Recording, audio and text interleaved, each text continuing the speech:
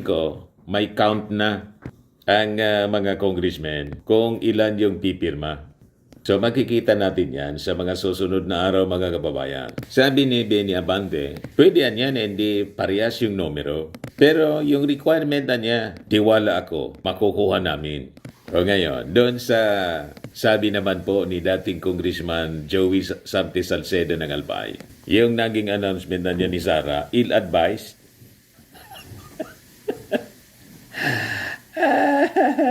Kalyado niya yon, barkada niya yon, si Joey Salceda. Given niya the circumstances, ill-advise si Sara. Sabi niya dito, hanggang 2028 pa niya si Marcos. Marcos pa rin niya ang presidente. I once worked with her, referring to Sara. Pero this time around, I think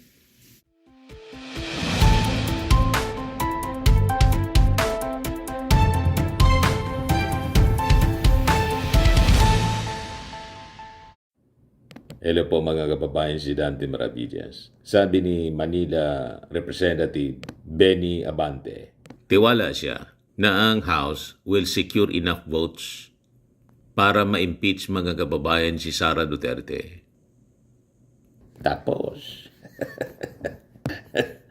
madaling sabi, walang epekto sa mga members ng Congress, the super majority of the members of Congress, yung naging declaration mga kababayan ni Chucky, walang epekto sa Congress. Di ba ang sabi ng mga political analyst, ang intensyon ni Sara ng kanyang announcement is to rattle or intimidate members of Congress. O di ba po? Maging ang kaalyado, mga kababayan ni Sara, yung aming dating congressman na si Joey Salceda, ang sabi niya, bad taste in the mouth. Yung naging early declaration ng presidential run ni Sara Duterte.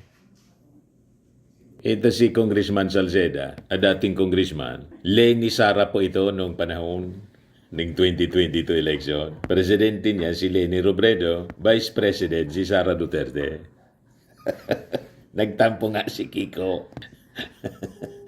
Dito sa amin sa Bicol, Salbay, nakita ninyo, si Sara Duterte ill-advised.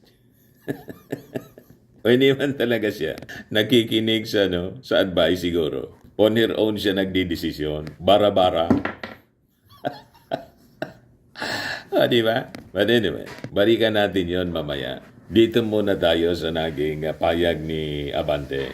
So sabi ni Abante, natiwala siya that the House of Representatives will secure enough votes to send the impeachment complaint against Sara Duterte to the Senate for the second time amid the new petitions filed against her. Tinanong mga kababayan si Abante if the lower house has enough numbers para ma-transmit ang impeachment complaints laban kay Sara to the Senate to proceed with the impeachment trial. Sagot mga kababayan ni Benny Abante kanina sa Saturday News Forum or kahapon, more than enough, yes, sabi po niya. Sabi ni Congressman Abante, ng Congress niya does not need an overwhelming amount of votes to transmit the impeachment case, noting the constitutional threshold for approval. What I am thinking niya, in the first impeachment complaint, more than 200 congressmen signed the first impeachment complaint. So I don't think that we will have a hard time reaching the votes. Kasi out of 311 congressmen, we only need 105. We need one-third of its to pass it and let it go to the Senate for the impeachment court. So I think we are in a proper position at this point. Tingin ko, may count na ang mga congressmen kung ilan yung pipirma. So makikita natin yan sa mga susunod na araw, mga kababayan. Sabi ni Benny Abante, pwede yan, hindi parehas yung numero. Pero yung requirement niya, tiwala ako, makukuha namin. O ngayon, doon sa sabi naman po ni dating Congressman Joey Sante Salcedo ng Albay, yung naging announcement na niya ni Sara, ill-advised.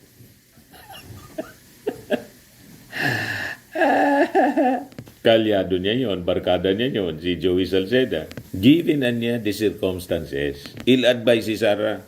Sabi niya dito, hanggang 2028 pa niya si Marcos. Marcos pa rin niya ang presidente. I once worked with her, referring to Sara. Pero this time around, I think hindi. OA niya, overacting, magsabi na, it is an ill-advised move. I think it is a misguided gamble, sabi po ni Salceda. Dati man po misguided na eh. Sa grabe niyang pagnanasa na umupo, hindi makapaghintay eh. Nasira yung diskarte. Di ba? Hindi lang ni Sara, pati yung kanyang tatay ni Digong. Na ang sabi, yung kanyang pag-announce, dahil sa advice mismo ng kanyang tatay. Yan ang paniwala ng political analyst na si Lito Banayo. Yan sabi ni Lito Banayo, political strategy, Sara's decision to bid for presidency was made in The Hague. This time, because her father, former President Rodrigo Duterte, is in jail, the relationship became very close. Siyempre, nag-re-repair. I think considering that the Vice President Sara Duterte was in The Hague 2 weeks before the decision to throw her hat formally in the ring was made in The Hague, sabi po ni Lito Banayo.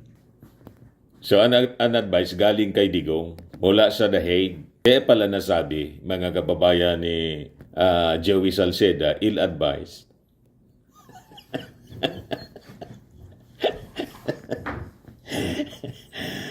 Mula sa The Hague, yung advice, ill-advised talaga po. Kasi unang-una, sabi ni Kaufman, si Digong daw not mentally fit to stand trial. Di kung papaniwalaan natin na not mentally fit to stand the trial, ill-advise nga kung mula kay Digong.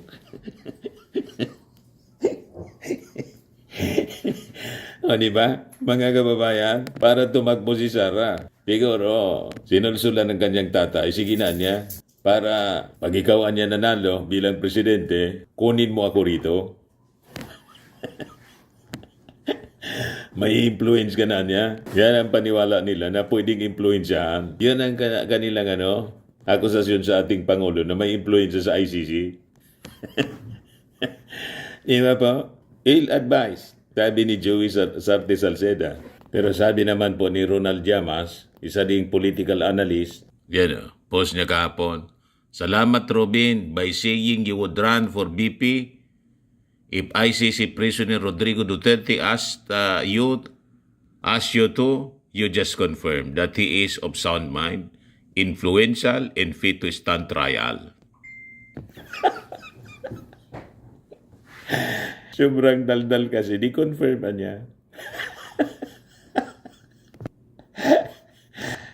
Di ba? Mga kababayan, binuking ni Robin. Si Digong binuking. Anyway, balikan natin mga kababayan si Joey Salceda. Sabi ni Joey, misguided gamble niya. Maling sugal ang ginawa ni Sara Duterte. Napakaaga pa para mag-declare.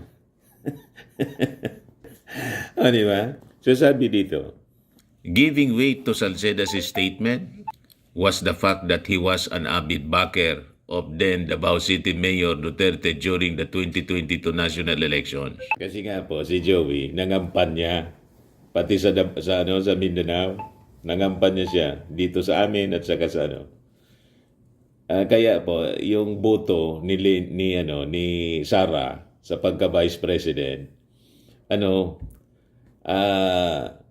mas mataas sa ating Pangulo, 32 million. Yung ating Pangulo, 31 million. Kasi may mga bumoto kung nangampanya kay Sara na hindi man bumoto kay PBBM ang boto kay Leni Robredo. Kasi si Joey Salceda, Leni for President, Vice President, Sara Duterte.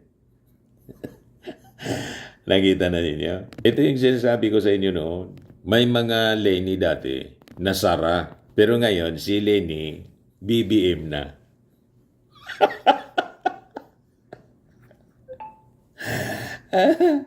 Si Sara, di mag-isa siya. Kita na ninyo, mga kababayan. Sabi ni Joey, in 2022, anya, I was promoting Sara for presidency. You can go back to your files, sabi niya. Salceda claimed that presidential bids are strongest when they arise from genuine public clamor, not early positioning. I think I would have wanted that there should be a clamor for her. Let the people proclaim you. The former House Committee on Appropriations Chairman said, si Sara po, una, inappoint niya yung kanyang sarili bilang designated survivor. Atat na to make over po. Sa kanyang pagka-atat, more than 2 years pa, nag-declare na siya na tatakbong Pangulo. O, di ba?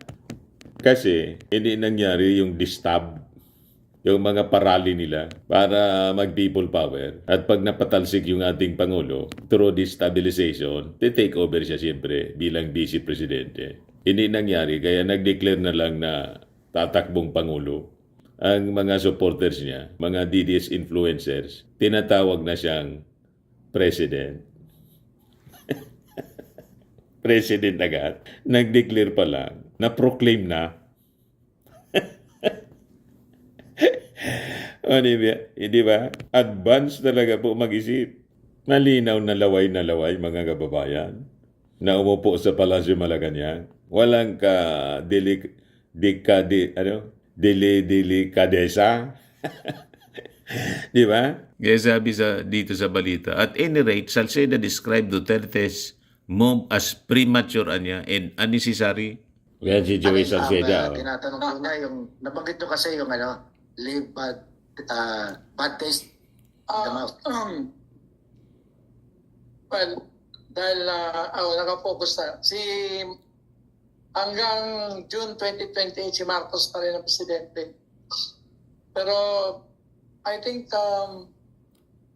kasi I once worked with her. I think in this time around, I think it is hindi OA magsabi na it is an ill-advised move. I think it is misguided couple. Misguided si Sara.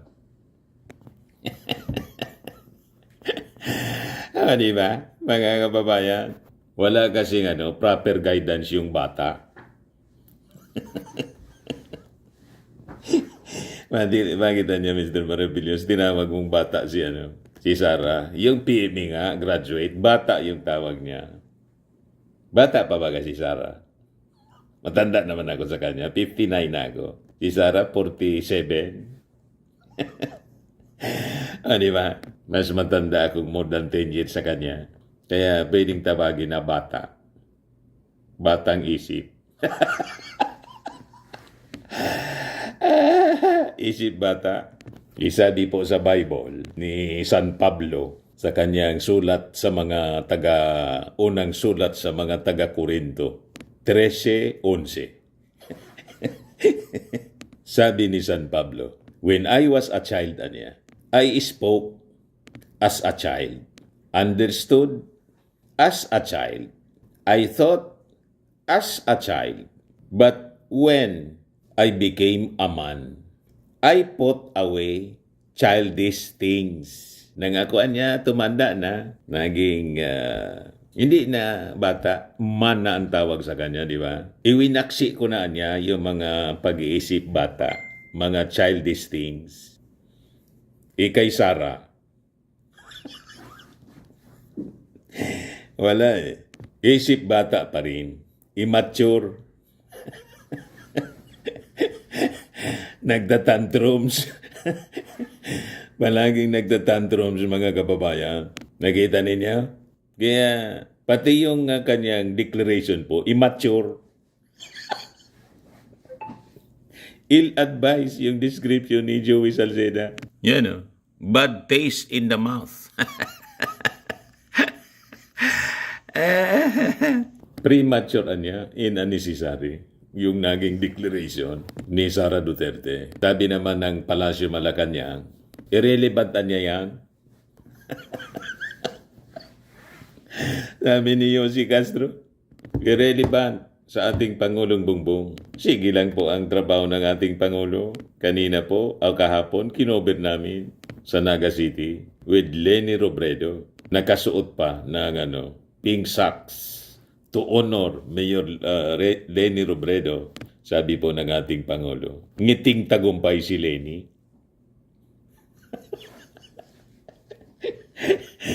Ano ba po? Kitang-kita ang tuwa sa kanyang mukha abang pinapakita ng ating Pangulo yung pink socks.